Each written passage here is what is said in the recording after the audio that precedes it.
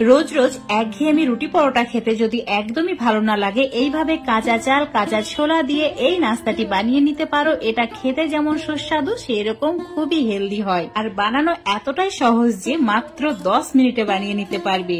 তো এই নাস্তাটি বানানোর জন্য হাফ কাপ মতো কাঁচা ছোলা নিয়েছি।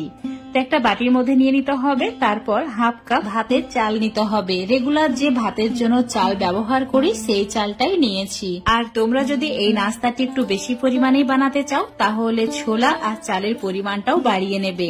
এবার দিয়ে দিতে হবে 4টি শুকনো লঙ্কা। তারপর এর মধ্যে জল দিয়ে দিতে হবে। প্রথমে ভালোভাবে পরিষ্কার করে ধুয়ে নিতে হবে। তারপর জল পাল্টে নিয়ে আবারও অল্প একটু জল দিয়ে ঠিক এইভাবেই ভিজিয়ে রেখে দিতে হবে 1 ঘন্টার জন্য। এখন তোমাদের 1 ঘন্টা পর দেখাচ্ছি।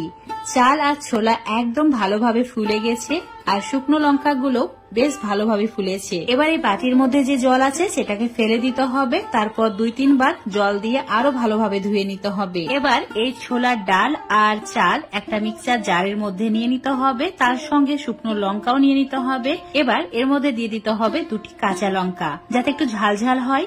আর এর মধ্যে দিয়েছি অল্প একটু আদার টুকরো, সামান্য পরিমাণের জল। একদম মসৃণ করে একটা পেস্ট বানিয়ে নিতে হবে। তো আমি 2 বারে পেস্টটা বানিয়ে নিয়েছি। তোমরা চাইলে বড় মিক্সচার জারে একবারে পেস্টটা করে নিতে পারো। তো এখন এই মিশ্রণটা একদমই রেডি হয়েছে। দেখতেই পাচ্ছ কতটা ঘন করে রেখেছি। ঠিক এইরকম ঘন করে কিন্তু মিশ্রণটা রেডি করে নিতে হবে, খুব বেশি পাতলা করা যাবে না।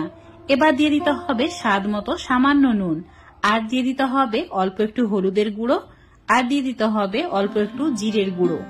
এবার দিয়ে দিচ্ছি গরম মশলার গুঁড়ো। সমস্ত কিছু ভালো করে মিশিয়ে নিচ্ছি। তোমরা চাইলে এই মিশ্রণের মধ্যে অল্প একটু চাট মশলা, পেঁয়াজ কুচি, ধনেপাতা কুচিও অ্যাড করতে পারো নিজেদের পছন্দ মতো। তো এই মিশ্রণটা এখন রেডি হয়ে গেছে। চুলোর ওপরে একটা তাওয়া গরম করে নিয়েছি। তাওয়াটা খুব বেশি গরম হয়ে গেলে অল্প একটু জলের ছিটা দেবে। তারপর অল্প একটু তেল দিয়ে ঠিক এইভাবে তেলটাকে ব্রাশ করে নিতে হবে। এখন এর মধ্যে 2 হাতা মতো মিশ্রণটা দিয়ে দিচ্ছি, আর এই সময় চুলোর ফ্লেমটা একদম কম করে রাখা আছে। এখন ধোসার মতো করে ঠিক এইভাবে মিশ্রণটাকে ঘুরিয়ে ঘুরিয়ে একটা রুটির মতো বানিয়ে নিতে হবে, বা ধোসার মতো বানিয়ে নিতে হবে। এখন চুলোর ফ্লেমটা মিডিয়ামে করে 2 মিনিট ওয়েট করতে হবে। উপরের দিকটা ঠিক এইভাবে শুকিয়ে গেলে দিয়ে দিতে হবে 1 থেকে 2 চামচ মতো সাদা তেল। তোমরা চাইলে বাটারও ইউজ করতে পারো। এখন এটাকে উল্টে দিতে হবে, আর এই সাইডটাকেও ঠিক হালকা লালচে করে সেকে নিতে হবে। এটা চাইলে তোমরা তেল ছাড়াও সেকে নিতে পারো।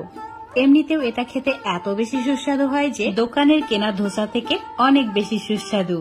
এখন এর মধ্যে সামান্য পরিমাণে পেঁয়াজ কুচি, তার সঙ্গে দিয়ে দিচ্ছি সামান্য পরিমাণে টমেটো কুচি। অবশ্যই টমেটোর বীজ ছাড়াই অ্যাড করবে। আর যদি ঝাল খেতে পছন্দ করো তাহলে অল্প একটু লঙ্কা কুচিও অ্যাড করে দেবে। বাচ্চাদের জন্য তৈরি করলে লঙ্কা কুচিটা বাদ দিয়ে দেবে। সামান্য পরিমাণে চাট মশলা দিয়ে দিয়েছি।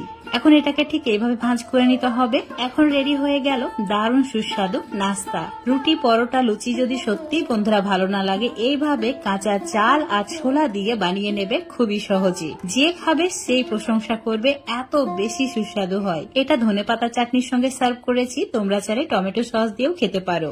এত সুস্বাদু যে এমনি এমনি খেয়ে নেওয়া যায়। আজকের এই নাস্তা রেসিপিটা যদি তোমাদের ভালো লেগে থাকে অবশ্যই লাইক, শেয়ার, কমেন্ট করে দেবে। ফেসবুক পেজ থেকে দেখলে পেজটাকে ফলো করে নেবে, আর ইউটিউব থেকে দেখলে চ্যানেলটাকে সাবস্ক্রাইব করে রাখবে।